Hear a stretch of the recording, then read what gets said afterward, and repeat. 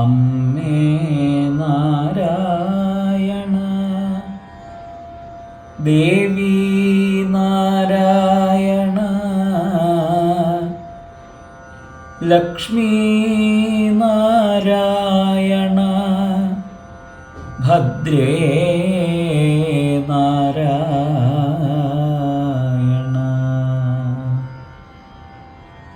എല്ലാവർക്കും നമസ്കാരം.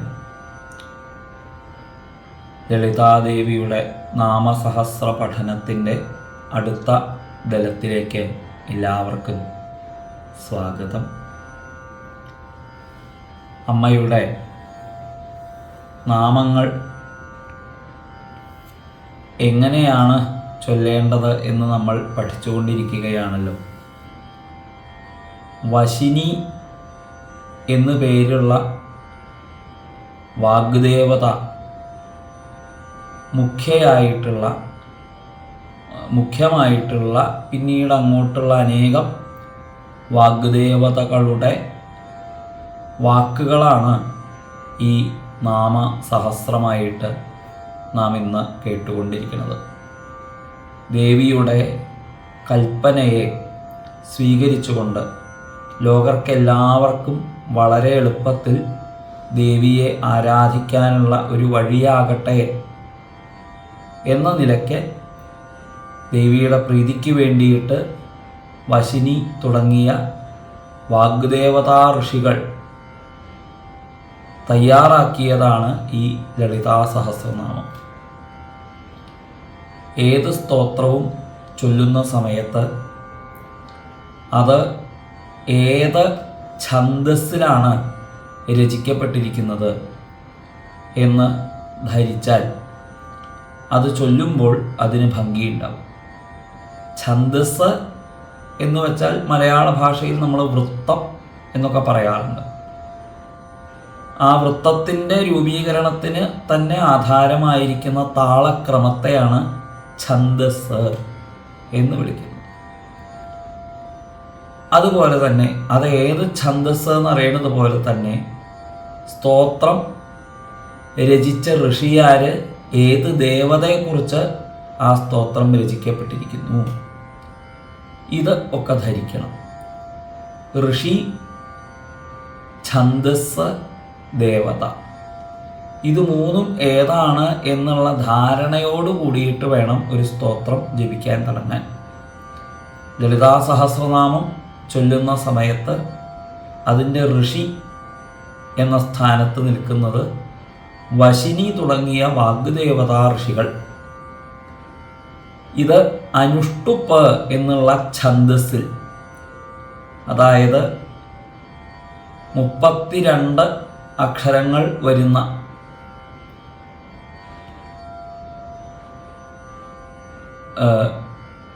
ഓരോ ശ്ലോകങ്ങൾ, ഇതാണ് അനുഷ്ടുപ്പ് എന്നുള്ള ഛന്ദസ്.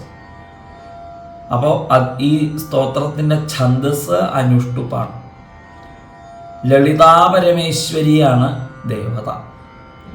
അപ്പം ഇവരെ 3 പേരെയും സ്മരിച്ചുകൊണ്ട് വേണം ലളിതാ സഹസ്രനാമം ജപിക്കാനായിട്ട് ആരംഭിക്കാൻ. അപ്പം ഈ ലളിതാ സഹസ്രനാമത്തിൻ്റെ എന്ന് വേണ്ട എല്ലാ സ്തോത്രങ്ങളുടെയും അഥവാ മന്ത്രങ്ങളുടെയും തുടക്കത്തിൽ ഈ ഋഷി ദേവതാ ഛന്ദസ് ഇതിനെക്കുറിച്ച് സ്മരിക്കുമ്പോൾ ഋഷിയെ ശിരസിൽ സ്പരിശിച്ചുകൊണ്ടും ഛന്ദസ് അത് ഉച്ചരിക്കുന്ന താളത്തെ ഈ ഉത്തര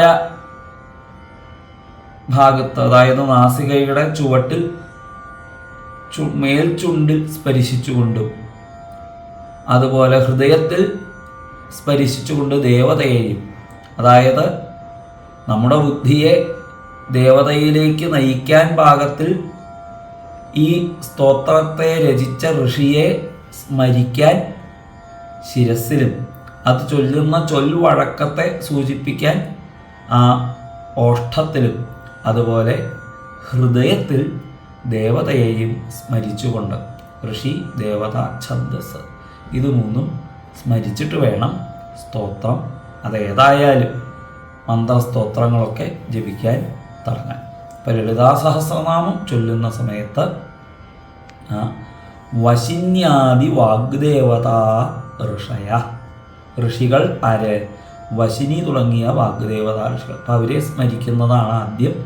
വശിന്യാദി വാഗ്ദേവതാ ഋഷയ. അനുഷ്ടുപ് ഛന്ദ്, അനുഷ്ടുപ്പ് എന്ന ഛന്ദസ്, അനുഷ്ടുപ് ഛന്ദ്.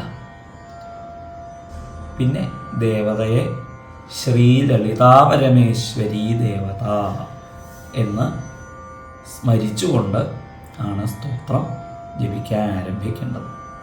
കഴിഞ്ഞ ദിവസം പറഞ്ഞതുപോലെ ഓംകാരത്തോടു കൂടിയിട്ട് സ്തോത്രം ജപിക്കാൻ ആരംഭിക്കുന്നത് നല്ലതാണ്.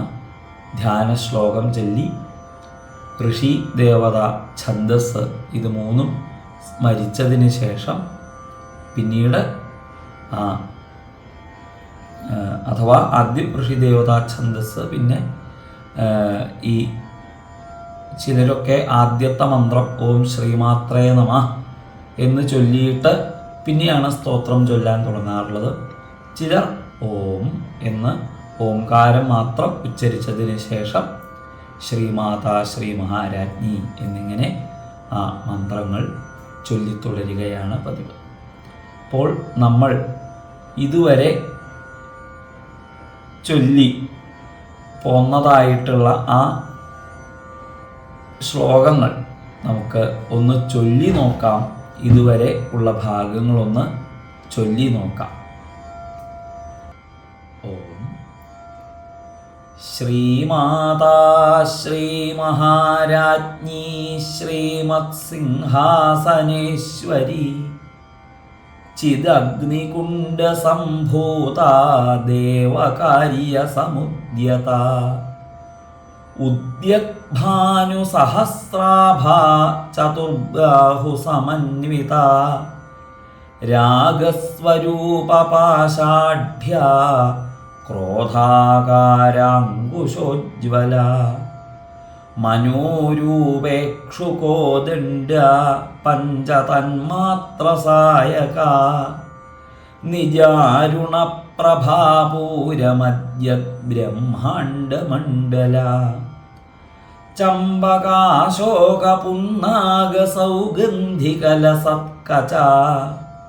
കുരുവിന്ദമണിശ്രേണീകനത്കോടീരമണ്ഡിത അഷ്ടമീ ചന്ദ്രബിഭ്രാജദളികസ്ഥലശോഭിത മുഖചന്ദ്രകളങ്കാഭമൃഗനാഭിവിശേഷക വദനസ്മരമാംഗല്യഗൃഹതോരണചില്ലിക വക്ത്രലക്ഷ്മീ പരീവാഹചലന്മീനാഭലോചന നവചമ്പകപുഷ്പാഭനാസാദണ്ഡവിരാജിത താരാകാന്തിതിരസ്കാരിനാസാഭരണഭാസുര കദംബമഞ്ജരീക്ലുപ്തകർണപൂരമനോഹര താടങ്കയുഗലീഭൂതതപനോടുപമണ്ഡല പദ്മരാഗശിലാദർശ പരിഭാവികപോലഭൂഃ നവവിദ്രുമബിംബശ്രീന്യക്കാരിരദനച്ഛദ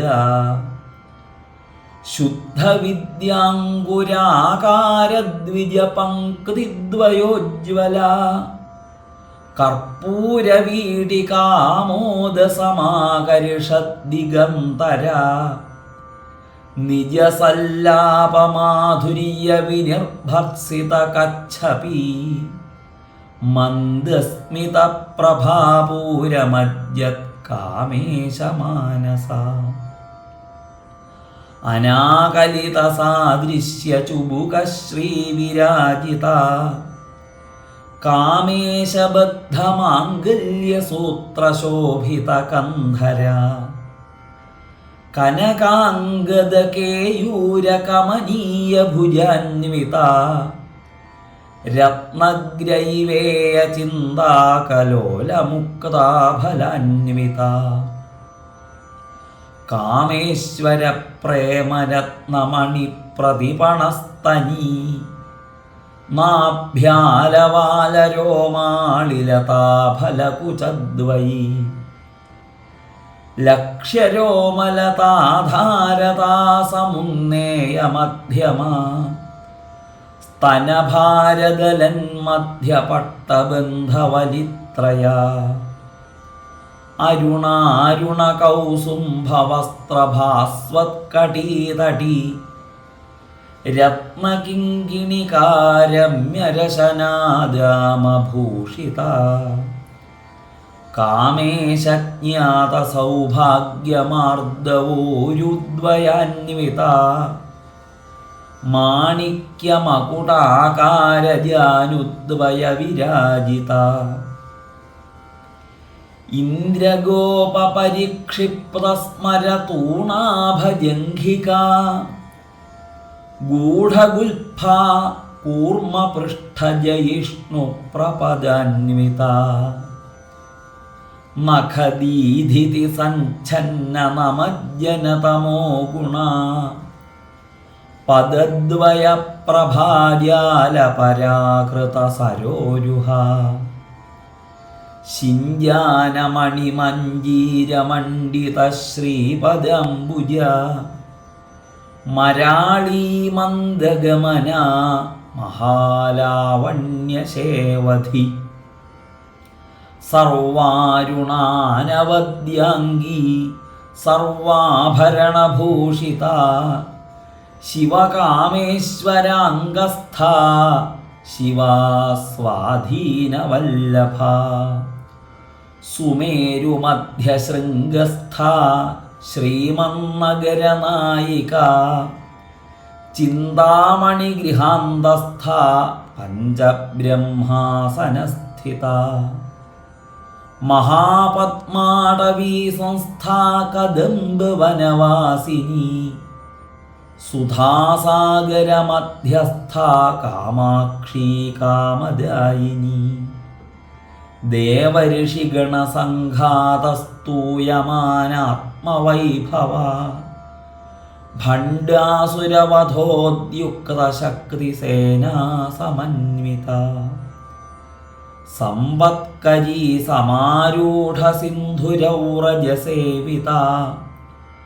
അശ്വാരൂഢാധിഷ്ഠിതാശ്വകോടികോടിഭിരാവൃത ചക്രരാജരഥാരൂഢസർവായുധപരിഷ്കൃത ഗേയചക്രരഥാരൂഢമന്ത്രിണീ പരിസേവിത കിരിചക്രരഥാരൂഢദണ്ഡനാഥാ പുരസ്കൃത ജ്വാലാമാലിനികാക്ഷിപ്തവഹ്നിപ്രാകാരമധ്യഗ ഭണ്ഡസൈന്യവധോദ്യുക്തശക്തിവിക്രമഹരിഷിത നിത്യാപരാക്രമാടോപനിരീക്ഷണസമുത്സുക ഭണ്ഡപുത്രവധോദ്യുക്തബാലാവിക്രമനന്ദിത മന്ത്രിണ്യംബാവിരചിതവിഷംഗവധതോഷിത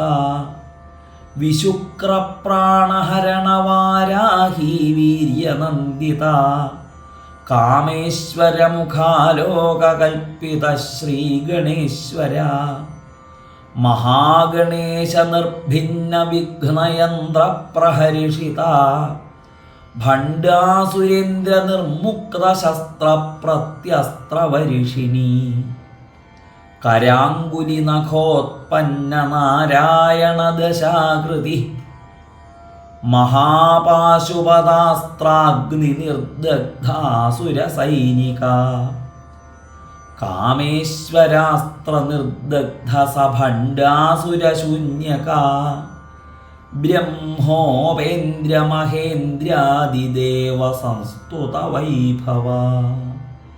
ഇതുവരെയുള്ള ഭാഗങ്ങളാണ് നമ്മൾ കഴിഞ്ഞ ദലത്തിൽ ചൊല്ലി നിർത്തിയിട്ടുള്ളത്. ഇതുവരെയുള്ള ഭാഗങ്ങൾ ഇപ്രകാരത്തിലാണ് ചൊല്ലേണ്ടത്.